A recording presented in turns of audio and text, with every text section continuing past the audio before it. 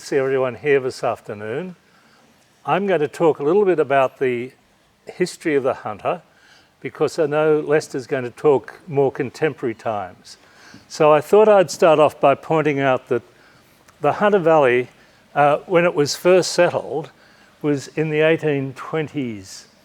But Cook and Banks were products of the Enlightenment. And for the Englishmen who had no experience of grape growing, coming out here, it was a giant experiment. So the geographical situation, I think, is interesting in that the Hunter Valley is a break in the Great Dividing Range. And that break draws in the cool evening breezes in summer. So we're not classified as hot climate, we're not classified as cool climate, we're rather classified neither one or the other. And as Brian pointed out, they're nearly 200 years old, the growing of grapes in this area. I think there are 4 different phases of development of the Hunter Valley. And the first in the 20s was the experimental and pioneering phase. Then the move from the river to the hills, which was the Robertson Land Act, which Brian also mentioned. And then the 1960s revival, which in a way was led by Max Lake and others. And that's a photo of Max there sampling wine. James Busby, he's regarded as the father of the Australian wine industry. He wrote 3 books on wine. One of them as he was sailing out from England, having done a grand tour of the French vineyards before he came. He collected vine cuttings. He had a brother, George, who was a doctor in Bathurst. He married my 4 times great aunt. Alexander, who had a vineyard in Cassilis. Sister Catherine, who married William Kelman and developed John Busby's Kirkton Vineyard. Next slide. So John Busby was the Scottish engineer who came out to build the water supply that ran from Centennial Park into Hyde Park. And he was given the original Branxton grant in 1824. Now, Busby organised 2 lots of vine cuttings. The first one was from the vines that had already been planted in New South Wales when he came out. And he collected many thousands of those and distributed them among the farmers of New South Wales. The problem being that no one really knew what they were. There was no classification that ran with them. So he realised he had to do something about that, and he undertook a trip to France and collected a whole lot of vines which he knew what they were, labelled, etc., and brought them back. And there was something like 570 vines that came back.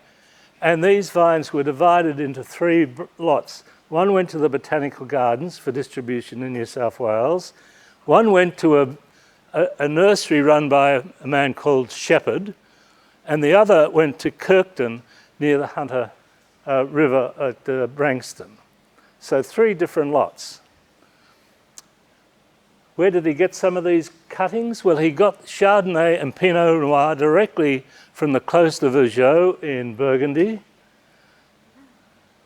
The Shiraz grapes came from the hill of Hermitage, and he mentioned, this is from his book, he mentioned that the story about the hermit coming from Persia, where there's a town called Shiraz, although that's proved not to be actually the case these days, we know better. And he had Pinot Blanc, which was called Chardonnay, spelled Chaudeny. A lot of his cuttings came from the Luxembourg Gardens in Paris, which had a very active viticultural base, and some came from Italy, the Po River, and some came from Spain. Cabernet Sauvignon, spelt that way, and Semillon came from the Luxembourg Gardens. And then in his manual of grape growing, which was a guide to farmers as to how to go about doing it, he outlined the various things you had to do over the years after planting. And he wrote this with the assistance of Thomas Shepherd, who shared the cuttings. Shepherd was also famous for realising that Semillon was disease resistant, and hence it became known as Shepherd's Riesling. And for many, many years, even when I was a youngster, Hunter Valley Semillon was known as Shepherd's Riesling. So his tour journal is a real eye-opener. And there are reproductive versions of it, reproductions of it, which I've got 3 copies, and it's just an amazing read. But one of the things he pointed out was the soil characters, the planting techniques, the need to match the soil variety, the soil with the variety. And there's a shot of our vineyard up at Tintilla along the road, and you can see the red clay. And when we were putting in the end posts, up came sheds of limestone, because looking over there, the hill is called the Limestone Hill. Dome, limestone dome. The other interesting thing, when he went to Hermitage, he noted the variation of the grapes going down the hill. And in fact, there was a whole band going through the middle where there was an increased amount of limestone. But the best grapes didn't necessarily come from there. The best wines were made by the combination of all 3 areas on the hill. George Wyndham was another person, and I know we've heard a little bit about Wyndham Estate already, but he again went on the grand tour and looked at the ways they were doing winemaking. And there was a phase of horticultural mania. It's a bit like the tulip mania in London in the 1820s, according to MacArthur. And there was a great interest in grapes and olive growing. And in fact, Busby's book of his tour also has quite a lot about olive trees and olive growing. And if you go out on the river near Branxton, at the back of Branxton where Kirkton is, there are a lot of olive trees, and some of them are taller than the houses out there. And along the roads, a lot of them have grown as secondary trees from the seeds that were dropped by the birds sitting on the wires. Okay, now this is the most interesting character of all, I think. It's James King of Illawong, which is down near the coast. And he was interested in the scientific method of growing grapes and making wine. He had trials run in planting, pruning, grape varieties, soils, and orientation. This is because, 1, he was a product of Enlightenment, and 2, that he said the Englishmen, as Englishmen, they really didn't understand what they were doing.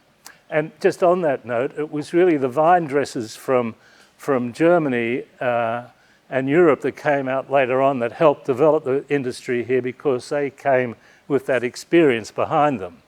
Shepherd's Riesling again proved most suitable in the Hunter. And the other thing he did, which was really important, was found the Hunter River Vineyard Association. And this was founded around about 1847. And they published their proceedings in the Maitland Mercury. There weren't scientific journals or anything else. This was the way to do it, and it was a way to propagate the information. So they were very serious about the education and scientific side of grape growing. They had meetings twice a year with a strict agenda. They discussed aspects of viticulture. They peer-reviewed members' winemaking and really were keen to see how everyone was going. So here are a couple of abstracts, and you can actually Google the Maitland Mercury and see all these articles there. But one here is on the implications of climate, on storage and aging, and one on various methods of pruning. And the early training of vines was actually up poles, not along the wires that we do today. And there was another interesting character called the Reverend Henry Carmichael, who had the vineyard called Porphyry. We've all heard of Porphyry Pearl. Well, it originated, not that he made it, but his vineyard was called Porphyry. He was an instigator of the Mechanics School of Arts and subsequently Sydney University, but he was writing in the Maitland Mercury about pruning techniques and how to get the most out of your vines in terms of quality. Now, the other thing they were into was benchmarking. And there's a good article about them comparing a Chambertin wine with what the local product was. And Pinot Noir was actually one of the favourite reds that was grown in the valley, interestingly enough. And there's a photo of myself and my wife, Mary, doing the same thing.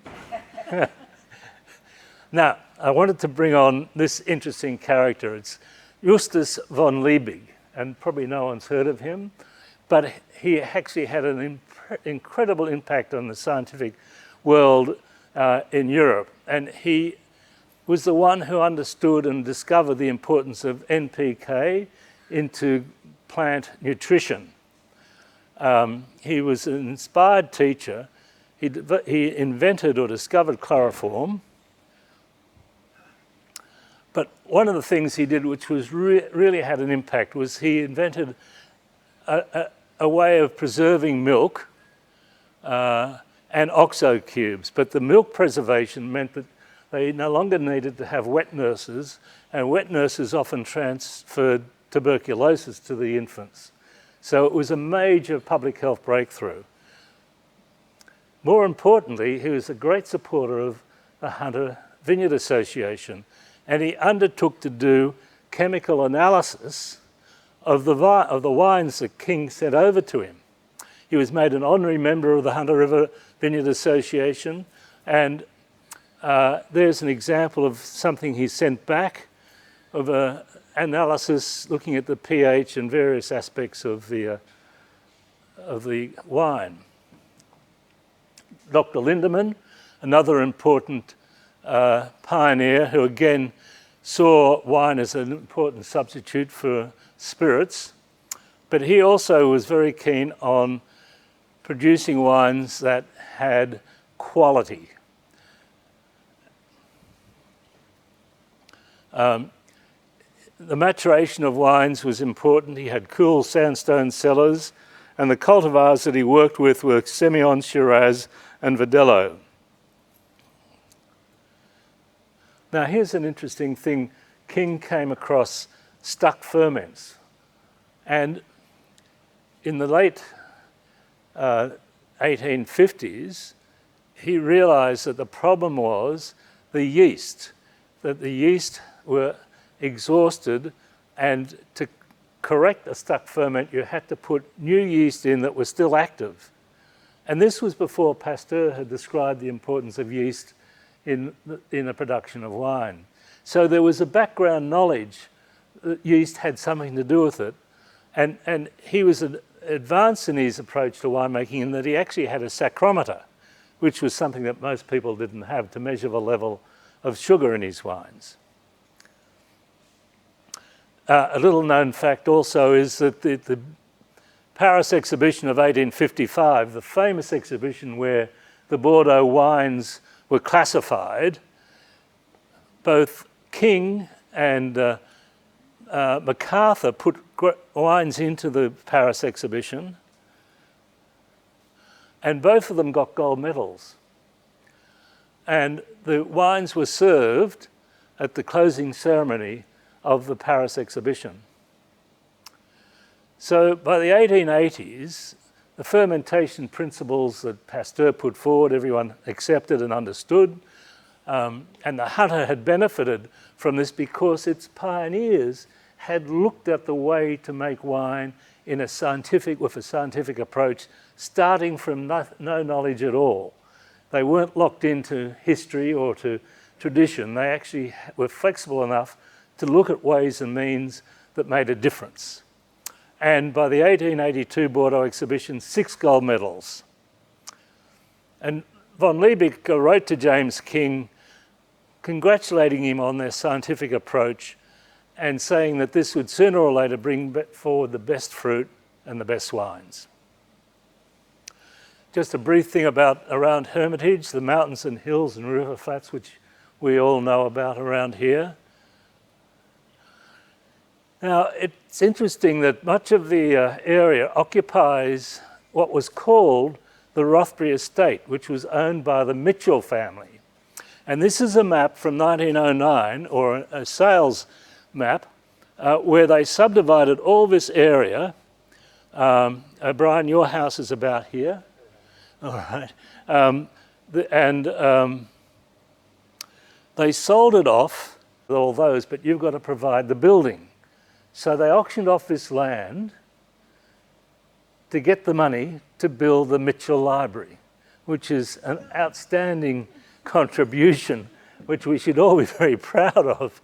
But most of us have blocks of land that were, as a result, Mrs. Deasy's blocks are mentioned here as well, but they had the predominant possession. And I got this from Mr. Merriweather, a descendant, and he's an architect, and he gave me this because he thought I'd be interested, and I was, and he said they still owned, the Merriweathers still owned land up here with mines underneath that have been closed, and there are a lot of very risky mine shafts in all that area. So when I look at the around Hermitage, the early plantings included the Hunter Valley Distillery down the road, which had Chardonnay, famously harvested the cuttings by Murray Tyrrell in the late 60s. Doug Elliott's Belford Semillon, the Penfold Vale vineyard just across the road down here. And from the 60s onwards, Alan Pond of Hunter Douglas bought the 1,000-acre property called Mistletoe, where the school was, and he put in all these vines around this area. Then the Deasy's Road vineyards were developed, and the Hermitage Road vineyards. And I just thought I'd throw this in to remind you what a sunny day is like. And I want to finish with this quote from Busby. The man who could sit under the shade of his own vine with his wife and children, the ripe clusters hanging within their reach in such a climate as this, and not feel the highest enjoyment, is incapable of happiness. Thank you.